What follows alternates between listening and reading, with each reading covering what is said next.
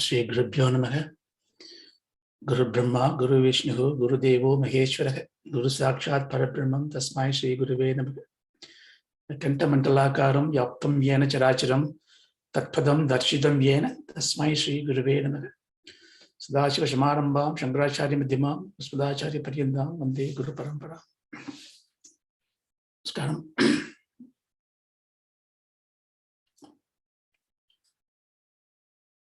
Bhajagovindam, Bhajagovindam, Govindam Bhajamudamate. Samprapte sannihite kale, nahi nahi rakshadi dukurum karane. So we've been seeing this wonderful hymn or a Prakarana Grantha. We saw this first verse in the last class. I thought that summary is just sufficient for us to learn, but why not go through a little bit more deeper into these verses? So we try to do that. I send you the text. If you have it handy, it'll be useful, because my thoughts are, of course, the verses are beautiful, but the same meaning comes in a different verses in the back, or it supports the argument or the rationale of understanding the early verses. So I like to jump between those verses so that we can learn them quickly.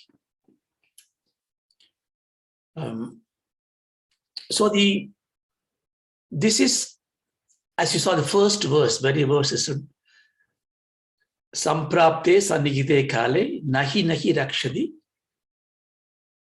Nahi nahi rakshadi. Nothing is going to save, not even your education, when there is death. Why does he start this very first verse with the death?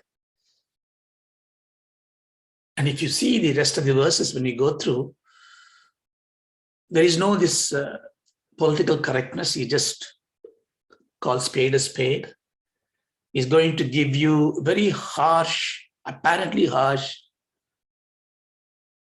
comment, advice to destroy the moha. Moha means delusion. So that's why this Grantham is also called, in fact, originally called Mohamudgaram. Mudgaram means a hammer, a valakai, a samati, that which destroys things. Therefore, the words of these verses penetrate into the hearts of the reader and remove the delusion. So therefore, it's so simple, so beautiful to listen to when somebody sings well, not like me. But when you look at the meaning of it, it makes you bear everything, free from everything else. This creates vairagyam. So therefore, it is straight on your face, but you must understand it, why he says so, and in what context Bhagavan said this. So this is meant for his disciples that we are following him. He's going on this Bhikshavandan or whatever he was going, the disciples are following. And then he is giving advice to them through these verses. The disciples learn and reverberate what they learn by additional verses in the same pattern, the same meter like the Guru. And this collection is called this Bhajagovindam verses. So this is meant for those disciples who are taken up sannyasa. Therefore, the foremost understanding is in the context of one who are taken up sannyasa. Now, that does not give us an excuse to get out, because the sannyasam is going to happen in everybody's life. Nyasam means giving up, completely giving up. Sannyasam is giving up everything. So this is not just wearing a particular robe and sitting in this thing. That is a bhava. Sannyasam is giving up. What does giving up means? Giving up means there's nothing to own. That Advaita Jnanam comes in. Everything is Parabrahmam. I am one with everything else. There's nothing to own, nothing to give up. That state needs to be there. Therefore, we are the aspirants of that sannyasam. These verses also address to us. But then there is this dichotomy. Because when the Guru advises the Shishya to anybody, he gives you the advice on how to live life in this world, how to circumvent the problems in this world, how to achieve emancipation. Therefore, dharma is taught, nyayam is taught, jnanam is taught. But we know dharmams differ. Samanya dharmam, Vishesha dharmam, it's all in the Vedanta class. Grihasthasana dharmam, sannyasa dharmam. It is necessary to have a varied path of discipline. So therefore, when you go to the sea, a poet will go and look at the sea and write a poetry. A fisherman will go and take a fish. A child will do the sandcastle. A surfer will go and surf. Everybody takes what is appealing to them, relevant to them. And Shankara's work is like all these Shastras and all the great Jnanis' works give to everybody in this world. Therefore, when we approach this, we understand the meaning, understand the purport of this text, and take what that we need to take. I give this preemptive warning because there are certain verses which would, if you don't understand this context, you will say, oh, why is he saying this? So, just to give some logic. So in the first verse, what he did, Mudamate, he called us. Deluded mind, oh deluded mind. And we've gone through this in the last session. Delusion is not something we wanted to have it. It becomes natural for us. Delusion came naturally because of avidya. What comes naturally, you don't need to feel guilt about it. This is very important to understand. We all feel guilty about many things that we do. There are certain intrinsic things that happens to us. Swabhavika vishayas. So therefore, for this swabhavika desires, ichchas, or ignorance, forgetfulness, we don't need to really feel guilty about it. But we should exercise control over it.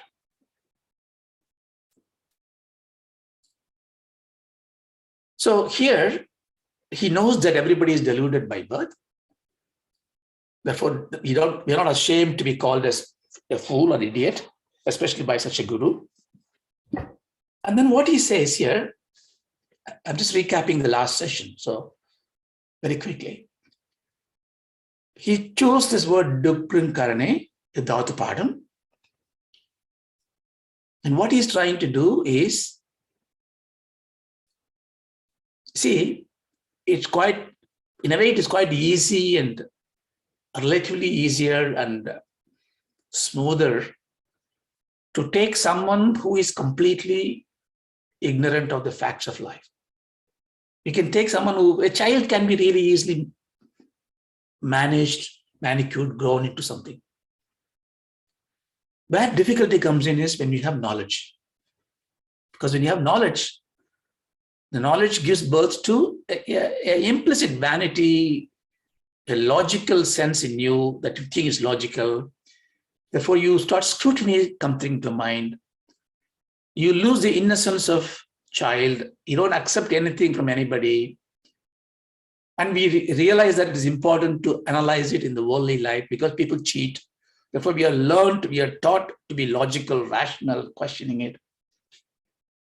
We should do.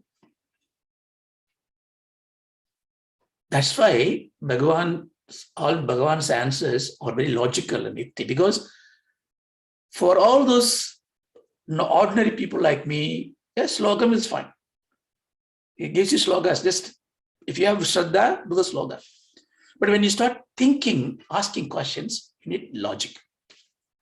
Therefore, he is addressing here, what is the logic we apply? The most educated Shastrik Pandit, what is the logic they apply? The life has to be enjoyed. Sugadukam will come through. The Sugadukam can be controlled by Dharma. And Dharma is given in so many ways in the Vedas. Mimamsikas come in. They do many, many things. Okay, on one hand, we do this worldly science, material science, physical sciences, economics, make money. Or we say linguistic, grammar. All this is important because we need to live. And then the religious people and spiritually inclined people just go one step ahead and say, look, I will do this karma, this give me this punyam. So they start doing all those. He takes everybody together into one group and he calls it Aparavidya, a low form of education, the important form of education, knowledge. Because you know what they say, Purushartham, Dharma, Artha, Kama are important. Dharma is always doing karmas. To do the karmas, you need the Vedas. To do the Veda, to understand Vedas, you need the Brahmas, Vyakarna. He took everything. Yes, all this is important.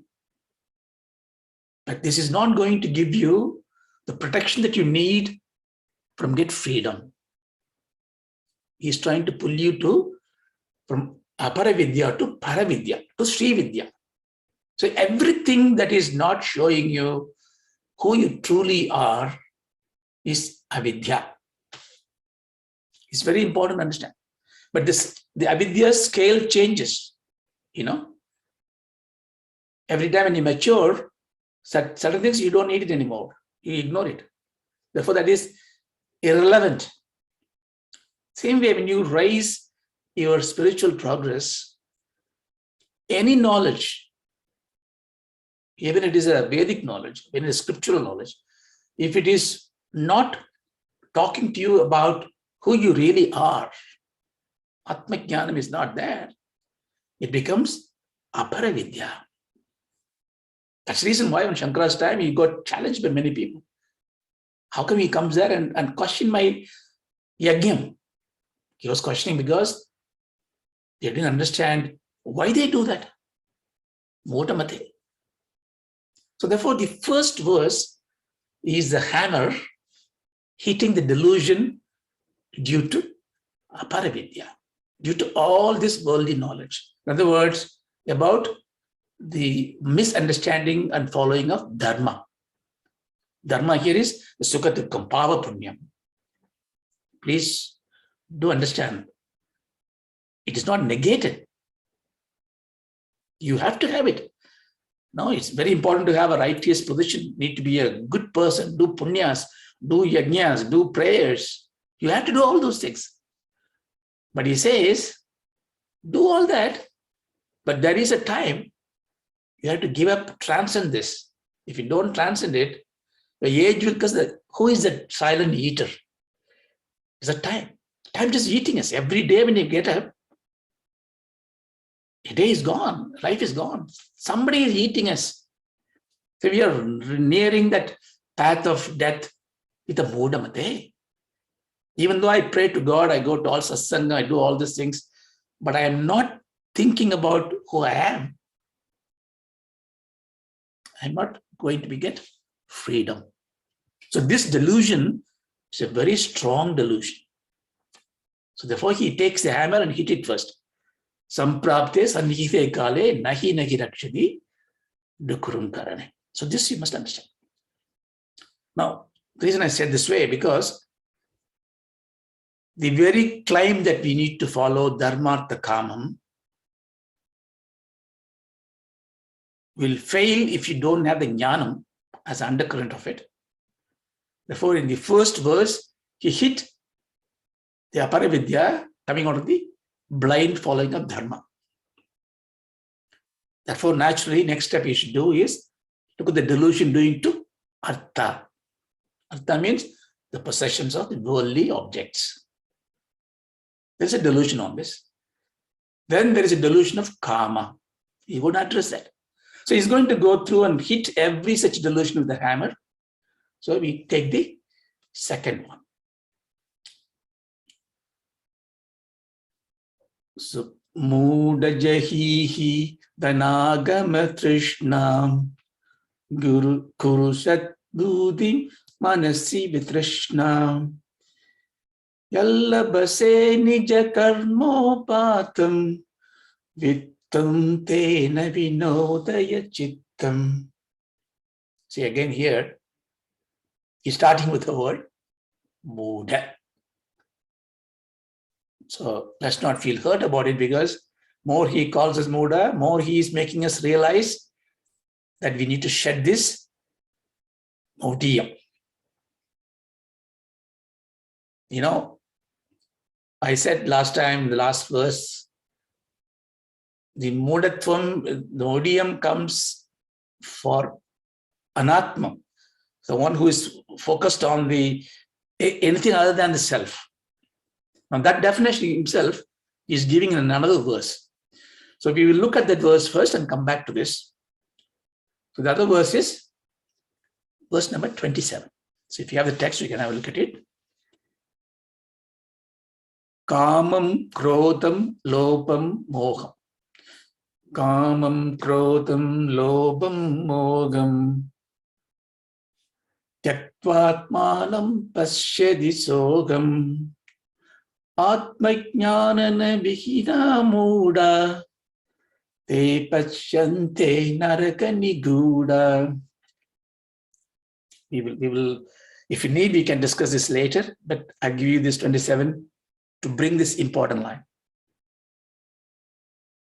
This may be a disciple reciting, we don't know, but let's just take it. It's a Guru's Vakyam. What he's saying here is, Kamam, Krodam, Lobam, Moham. You may add to that, Madam Mascharya.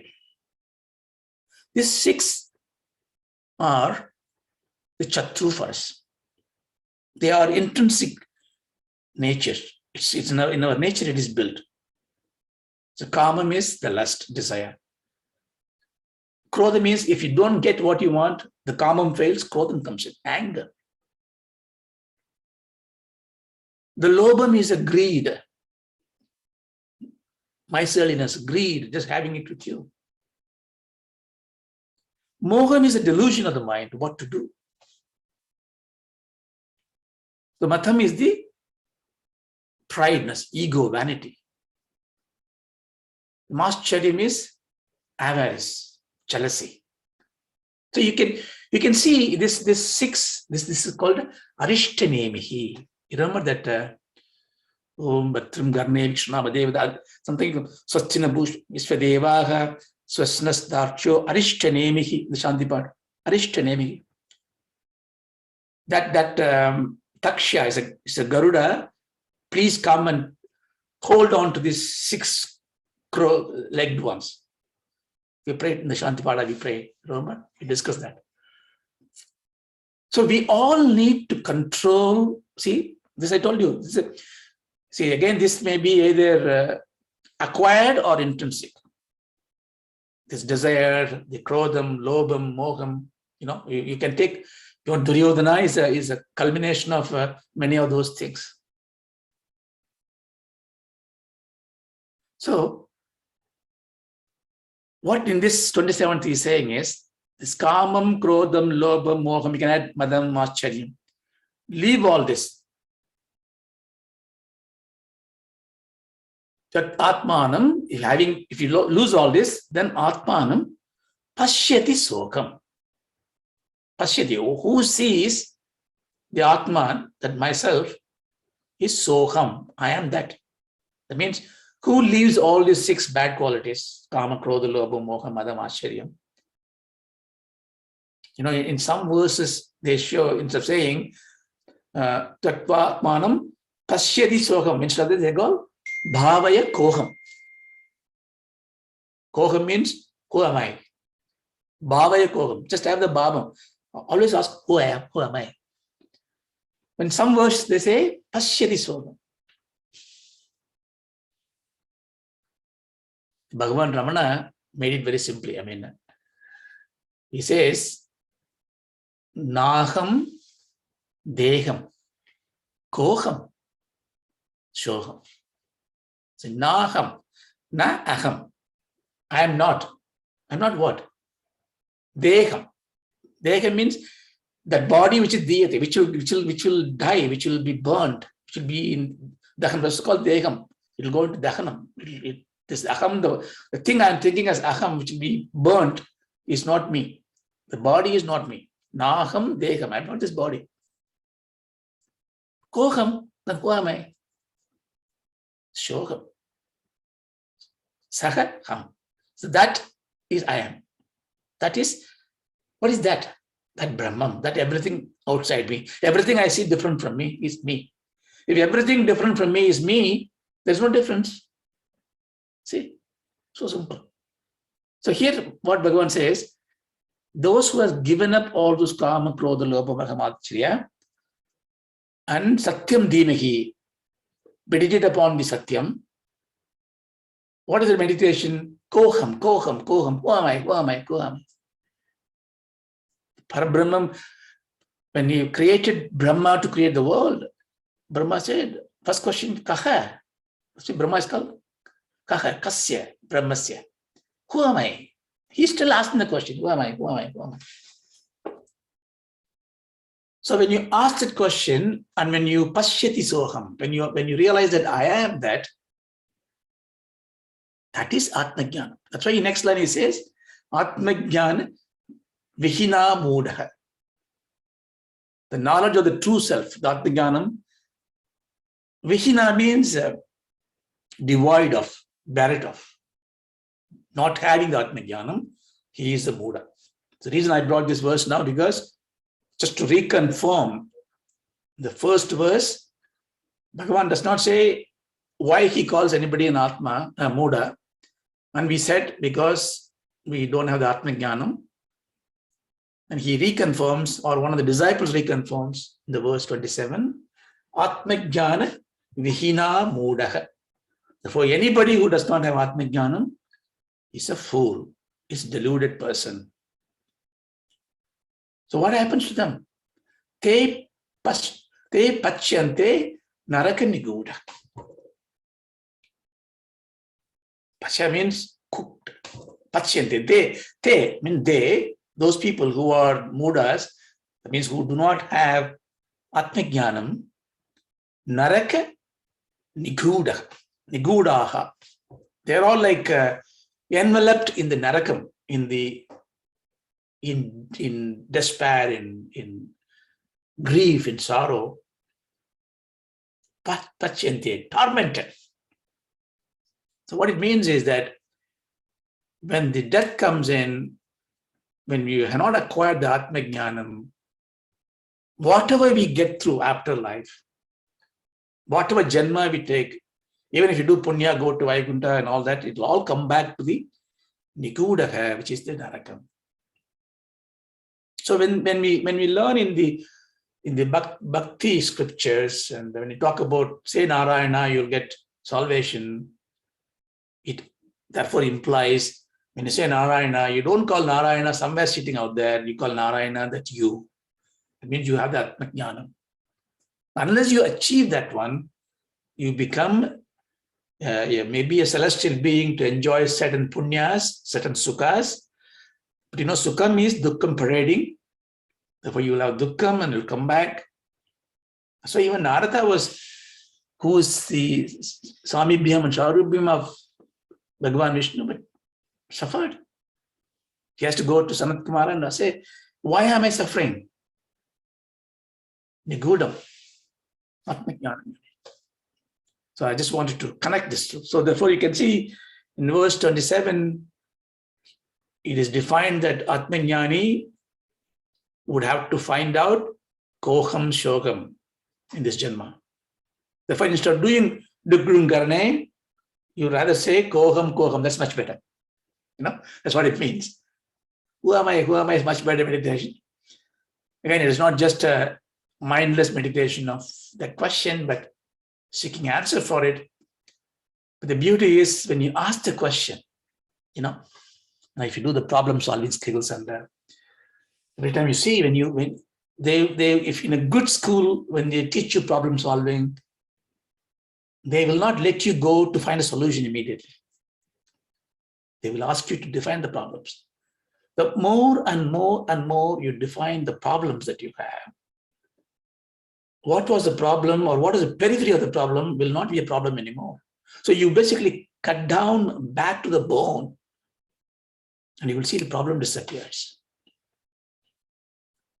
But in these days of internet and Googling everything gives you an answer, we tremendously losing the ability to redefine problems in life.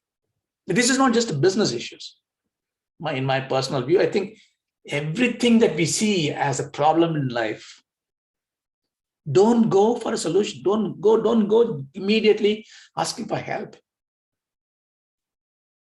We must ask help, definitely. But when you want to ask help, you know what problem that you have. That's the reason many go for penance. In Puranic story, they do tapas many years with certain purpose.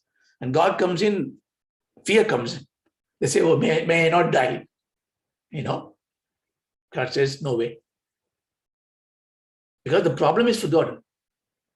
So they're analyzing the problem is why I am suffering, why I'm getting angry at the person. Is it me getting angry or he is doing something which deserves to be told of? If it is, what? So you keep on thinking in any of the trivial stuff I'm saying, then you will see the problem that is sitting outside you is gone. It is not that wall is dirty, my glasses are dirty. It's not my glasses are dirty, I got my problem, I have this eye problem. Like this, you take up towards that and it disappears. Therefore, if you take a bigger question, who am I? The answer will come very immediately, start coming very immediately, because who am I? The question is, am I this lamp? And you'll say, no way. See, not this. Am I this house? Not this. Am I this person? No. Am I my wife? Am I my children? I'm not sure. So you see, question is very simple, answers are very simple, but you need to be sustained on it. When you sustain on it, the Atma Jnanam reveals it's inexplicable, unvichanam. I cannot tell you. Nobody can tell you.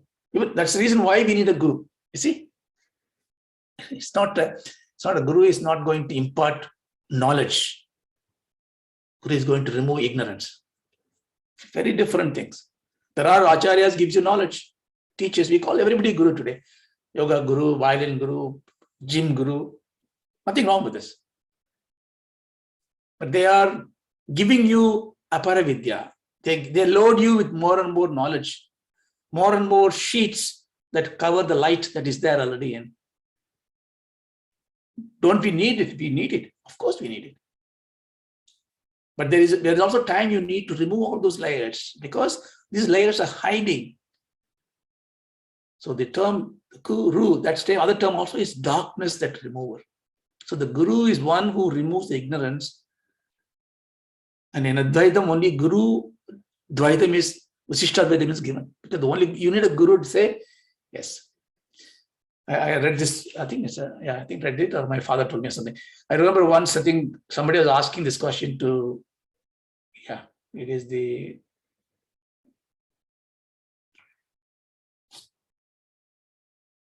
I think it is not Paul, it is, I forgot the name. It's an Englishman who was a coming disciple of Bhagavan, and he was asking about this feeling of oneness with that. He doesn't know it. Bhagavan doesn't say. And he simply said, just go and think, ask yourself from where you get that yearning to know yourself. Just look into you from where that question is coming to you. So like that, this is the Brahmastra. He just used the same answer to everything else. See, the great teachers don't answer. They don't answer the question. They answer the questioner. Because the questioner, when you question it, 90% of the time, your question is not your question. The question is an expression of what you have in your mind, which is very different thing. This is very important. That's the reason why self-analysis is very important. So I'm digressing now. So let me just, what was I saying? Yeah. So once this Mahatma disciple was sitting with kind of Bhagavan Ramana, and it was a long day, just quiet, he was sitting there. He just lost himself. He just lost himself. And many hours passed. And then he suddenly woke up and looking at Bhagavan. And Bhagavan says, this is that. This is that. That's it. Nobody knows what he's saying, what these guys accepting. Everybody just looking at it very opaquely. Because Bhagavan knows it. That's why the Guru comes in. See, this disciple doesn't know. He was kind of it's not an ecstasy. It's not something he can express. He lost himself. He was there somewhere. Many time passed, space passed. And when he come back to this bodily awareness of it, you need a Guru to tell, this is that. That is why the Guru comes in. Otherwise, you'll think, okay, I lost, maybe I slept. You don't know it. This is the Leela of God. God doesn't give you that freedom to know it freely. You need a Guru. Okay, I think I've gone completely away from the topic. So the reason why this verse is important is that it defines you who is an Atmajnani. So therefore, whenever he calls Muda, who doesn't have Atmajnani. So let's come back to the second verse. Muda Jahihi Dana Agama Trishna. So when you do Abhyayam like this, hey Muda, Jahihi means throw it away, give up. Which one you want to give up? Dana Agama Trishna. Agama means coming. Agama means what comes to you. Dana Agama. So the wealth. Dana means wealth. Trishnam. Trishnam is a very beautiful word. Trishna means thirst.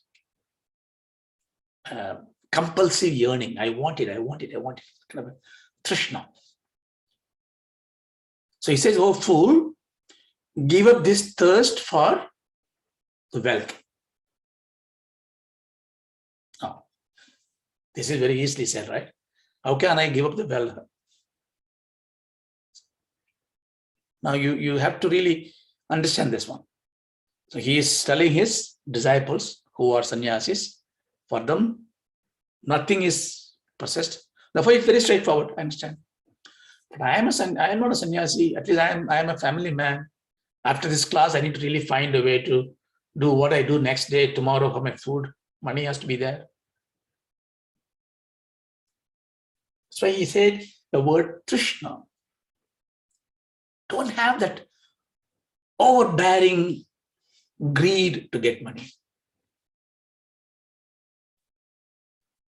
So, okay, I'm still not clear why can't I get my money? I understand I shouldn't be overly looking for it. I shouldn't be going everywhere to look for money. Understand? Then he says, Kuru sadbuddhim manasi trishna. Kuru means perform, do, action. Kurukshetra, you remember that? Kurukshetra. Kshetra is the domain, the embodiment, the place. Kurukshetra is the place of action. So the war in Kurukshetra is, there's a place called Kurukshetra, as they call it, near Delhi and Indraprastham. Take the whole Bhagavad Gita, the first verse, like Paramacharya has given a meaning of it. The whole thing is there. Just one verse. Kurukshetram. Kurukshetram is a place where actions happen. So where is the place where actions happen for you? The house, the office, the world, and your mind, and your senses. Now, therefore, the war in Kurukshetram is not a war somewhere happening between two different clans. The war in Kurukshetra means the war happening in you. That's the whole import of Mahabharata. The war is happening in you. The mind, who's married to the five senses, Panchali, is completely corrupted, raped, seduced by these hundreds of vices in you. Mind is ripped open. Because even the Sadbuddhi, the Dharma, has gone towards gambling the world. My intellect of Arjuna is not sharp enough. So all my five senses, my indriyas, my buddhi, everything married to his mind, is fighting to rescue the mind back against this enormous army of bad vices. What do? I need Sat Buddhim. I mean, in Buddhim, I need Sat. I need this purity in my intellect. I need. In Manas, I need. So, to do that, what do I have to do? If I have to acquire this Sat Buddhi, remember the Vedantam, it will go away. If I have to get this, if Krishna grants me this great quality or something to me, which I did not have before, Krishna will take it away. Because it is not belonging to me. Therefore, God does not give you. If God gives you something, He will take it away. That's why don't ask God anything. Because if He gives you what you don't have, He has to take it back. Or you have to give it back. The body is not to us, not belong to us. So say body is given to us, He takes it back. So what's the point of crying over that? What's the point of even asking? Why do you need to beg for anything? But if you need to beg for something, I beg for only one thing. Give me the jnanam, sadbuddhi, so that I know what I am, who I am. So here he said, that's what the I was giving the Kurukshetra war for the example to remember. Here simply Kuru means do, perform. In your sadbuddhi, in your pure intellect, in your pure mind. But you can't get pure mind unless you pray to God, unless you get the Guru's kadaksham. But what do they do to give you that one? Because it's not going to be given to you. Sadbuddhi is not going to be given to you. I just not told you, nobody can give you sadbuddhi. Because it is not given object. It's siddhavastu. It is already there. But why I'm not knowing it? Because I have so many layers of desires and so many other things that I don't need. So manasi vutrishnam. Trishna means thirst. Trishna means no thirst, detachment. See, the V prayog sometimes in Sanskrit, I mean, I'm not going too much detail. It's sometimes antonym, sometimes it's expands. Like yogam is merging. Yogam means dispersal. We say vinyogam, distribute. Yogam, bring it together. Same with drishnam, thirst. Drishnam, no thirst, no desire, no attachment. See, in this line, therefore, you can import the whole of Tattvabodha, many of the Patanjali Sutra that we have gone through. If you remove the Drishnam from the mind, the Kuru, therefore, is the act of removing Drishnam. Kuru manasi Drishnam. Remove, do what is needed to be done to remove these desires, the Drishnam, from your mind. And what do I get? Sadbuddhi. Because it's already there. So the first line tell you give up this desire for thing. The second line tells you if you can do that, and if you remove this thirst from your mind, you will get sadbuddhi. The sadbuddhi will lead to atmajnanam. Therefore, you will not be a muda. Therefore, delusion is gone. Fatafat. You don't need any more Bhajagovindam. You're gone. But then the question comes in your mind, right? This is all fine. Very easy to say.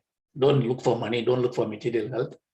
But this Veda tells me that I must do, Panjayagyam.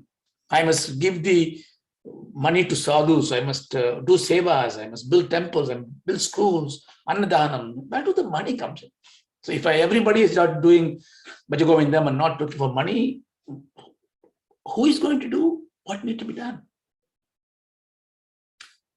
Remember, we are looking at this big ocean with our own perspective.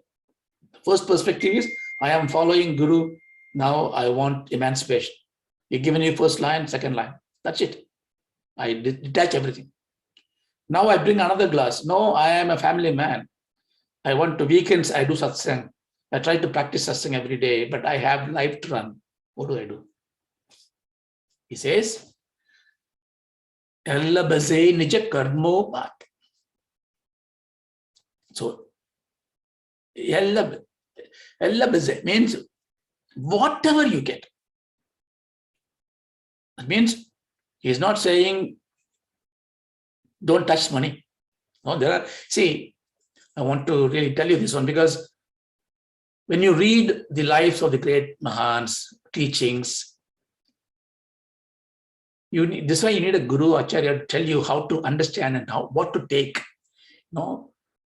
If you see Ramakrishna Paramahamsa says, Kamini Kanchana, he said, don't touch women, don't touch gold, don't touch paisa. You will never touch money. Can you do it? No, you cannot. So if you do some of those, great sages, when they read the poetry, coming out of this heart and condemning everything, it's not acceptable to us in our state of affairs. So we have to look at it. That's why, in fact, in the Taittiriya Upanishad, it's called Avahanti Home.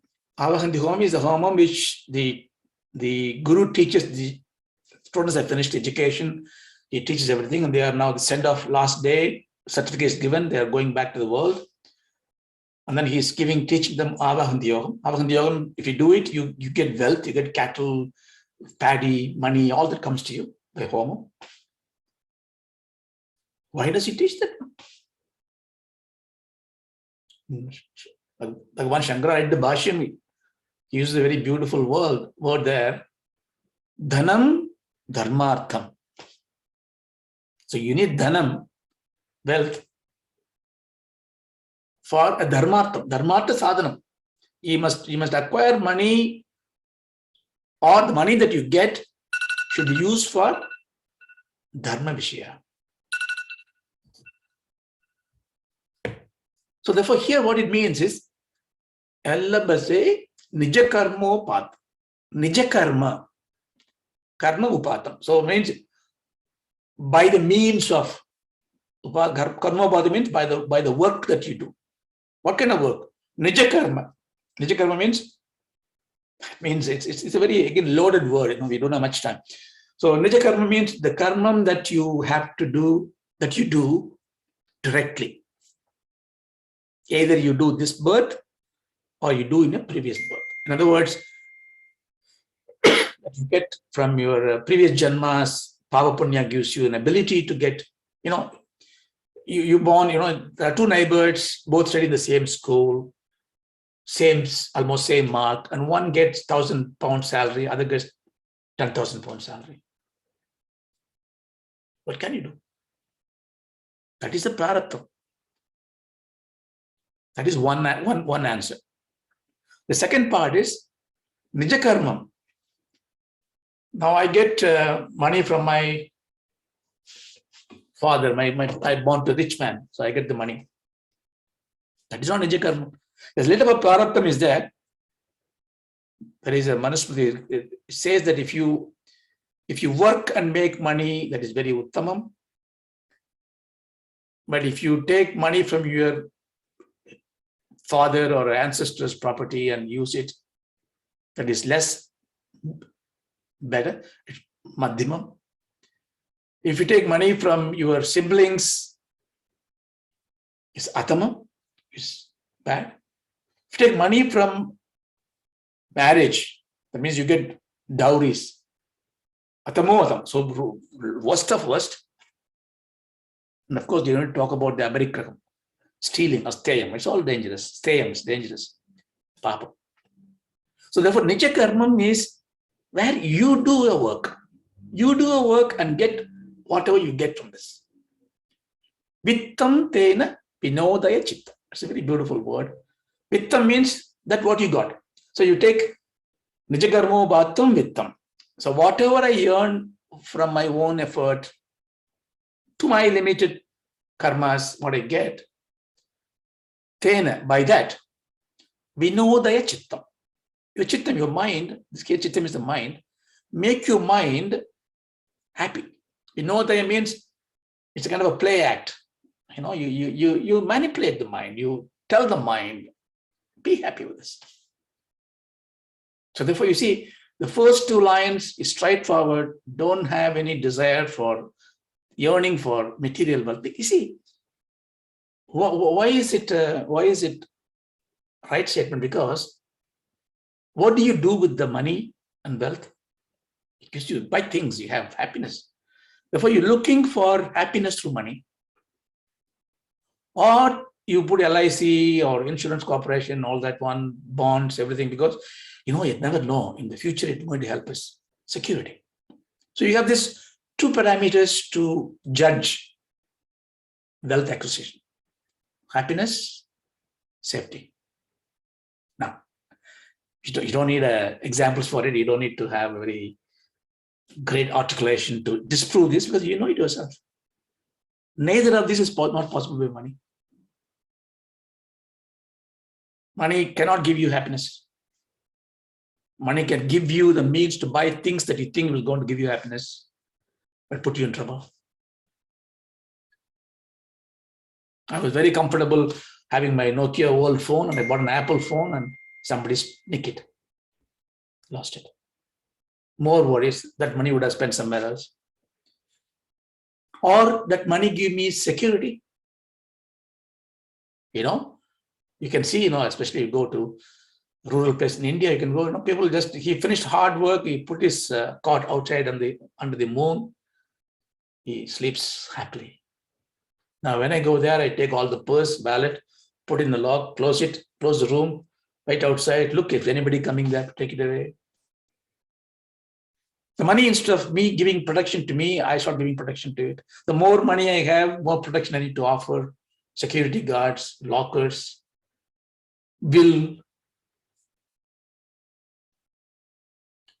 Okay, all this you have to do in the world, but this is not Adhyatma Vidya. This study is not about your family's economics management. The study is about your liberation, your redemption. When Valmiki was dacoit and he was doing all this, you're going to have this kind of verses back. It may sometimes hurt if you don't understand it. So he says, why are you stealing? And why are you be a robber, dacoit, looting other people's money? And he said, no, I do a seva. It's not for me. I have no desire, no trishna. I don't like money. But I need to feed my children, my family. So there is not only Valmiki, everybody, we are very good in finding excuses for it. You can even take a Sastric example, why I should do. Then Narada says, okay, go and ask your wife and tell her what you do to bring resources to the family. It's no problem. He goes there and tells his wife, well, I think you haven't really asked me what I'm doing for work. I'm not a woodcutter, I'm not a hunter. I go there and harass people. So, do you do that? That is papam, she says. Well, I do it for your own benefit, for children to feed. Well, but still it's papam. Papam is yours. Oh, don't you share this sin? No, why should I? I didn't ask you to steal. I didn't ask you to rob. She's not bad. She's a dharmapatni. She doesn't want it. This is your task. If I know it, I wouldn't have even taken the food. things dawns on him. He gives up. So therefore, when you study and understand Bhajagovindam as Adhyatma Vidya, this is to give the personal liberation. You know, in the class, you may be a father, mother, husband, wife, brothers, sisters. No, here we are each aspiring individual jiva looking for Atma Jnanam. Like exactly, I remember that oxygen mask dropping in the air in a flight. They say, cover your mask, cover your face first to get yourself living up. Same way. So what it means is that by learning this, you don't have Trishnam anymore. With them. So you will be able to be very happy with what you get. And a very beautiful Tamil Tirukural is there about the wife's glory. The one who is managing the household affairs. This is talking about those days where wife is the homemaker and husband goes and makes money. Who is able to manage the household within the money regally and legally that husbands bring it home. Like that. So to do that, what you have to do, you have to have the mind that says, this is enough. Now, I want to take one more verse before close it. This similar to this one. Again, this is also delusion about wealth. So this is the disciple sings later, verse number 30. So if you have the text, you can look at it. Artam anartam bhavaya nityam nasti tadasugalesha satyam putra dhabidhana bhajam bhiti sarvatraisha dikita ritihi. I say this verse because this, you don't have to spend more time on this. It's exactly the same as the verse 2. So you can imagine Guru's teaches on verse 2, and then one of the Sishya says, oh, I understood Guru, and then he repeats it in a different, that way you can take it. So you can also repeat yourself, you can also create your own poetry the same way on the same topic. So here what he's saying, artham anartham. Artham means wealth. And he says, I understood. Artham is anartham. Anartham means it is not a wealth, it is a calamity. It's a disaster, it's a misfortune. So he's even if he's a householder, he will use it as a tool, nothing more, and throw it away the tool after that. If he's a sannyasi, he doesn't touch it because he doesn't need it. So that what does he do? Artham anartham bhavaya nityam. Nityam means eternally, every day. Bhavaya, I think, I behave, I meditate upon this.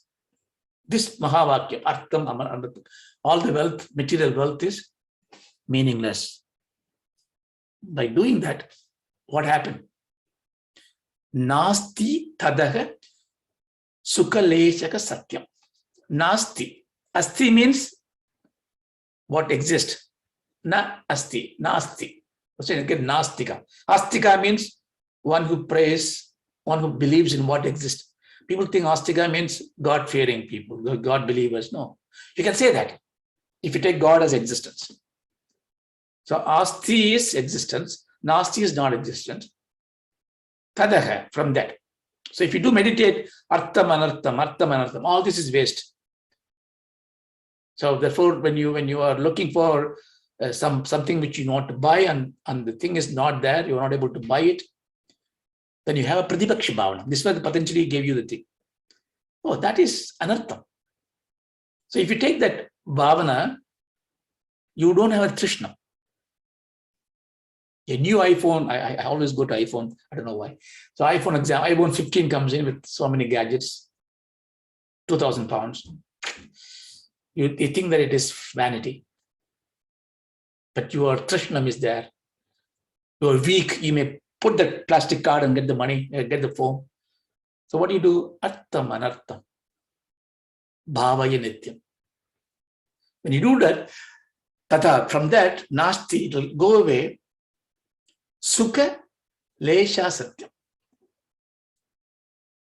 Because, in this artham, on the wealth that you are trying to acquire, sukham is sukha lesha.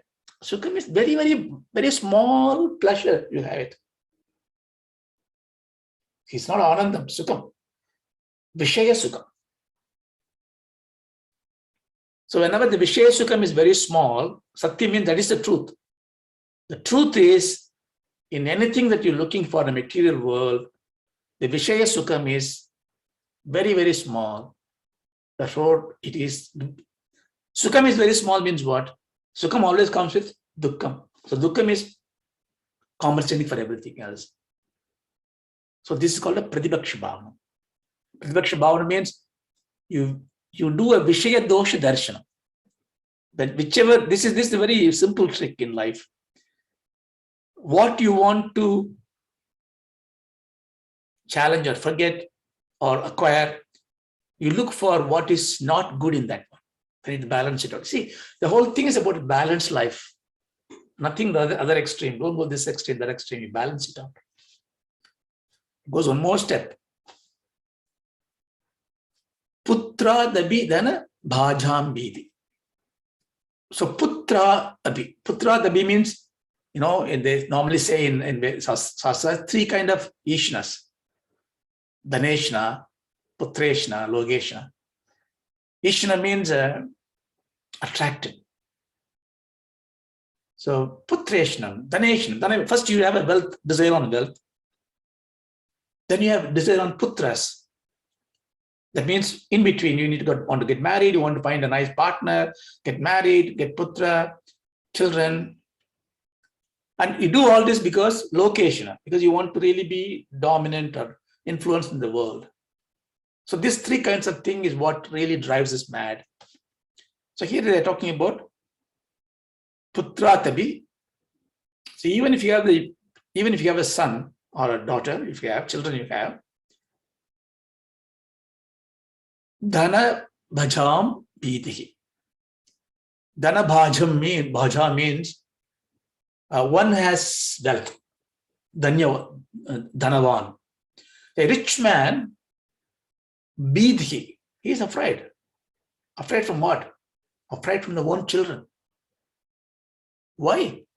Because someday the children will say, when is this old man going to pass? Kick the bucket. I need the money. You remember Aurangzeb and so many people. They massacred, imprisoned that father. And if we hear the news, children are fighting the father because father is not giving the money. So even if you have desire for children and you get children, the children will take you off because you're not giving money to them. Therefore, there is no sukham. Sarvatraisha Pigidharidhi. So this is how everywhere in the whole world is like this. So what is the purpose of this two verses? Verse 2 and verse 30. This is Mohamudgaram. It's a hammer beat on artha, the resources, the wealth, the delusion that we get. Not only illegally getting, that's of course illegally getting is out of the way. We will never like the illegal, that's unquestionably banned. Even legally acquiring wealth, you must be very balanced. Only nijakarma, whatever you needed, whatever that comes to you, you be to be chittam, vinodhake chittam. Make sure that your mind is happy with this. And the other insight I would say from Patanjali is one. When Bhagavan says, make your mind to be happy means like a child, you must treat your mind as a child. You will not do whatever children does. You make the child happy, but you take care of the child. So you tell the mind, don't worry mind. Try to develop this habit of speaking to the mind, of course, quietly, not loudly. So don't do that. So don't say, should I do it? Don't become the mind. Should I buy this Apple phone? No. Tell the mind, do you need the apple? So you become detached to this. This is the Pratibhaksha Bhavana. So that way you start removing this delusion slowly and surely. I think we stop it here. It's time is up there. Om Sadoma Sadgamaya.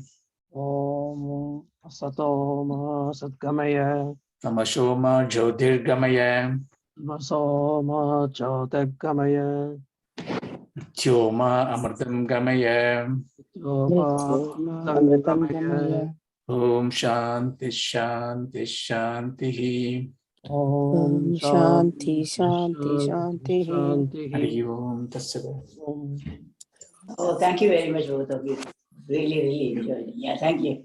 Thank you. Very interesting. Thank you, Raja. Quite deep thinking. I know. Okay. It's good. Thank you. Good that you're expanding on the slokas. Yeah. Cutting short is one. Pretty good. Because you asked me to do. Yeah. Because everybody's choice. It is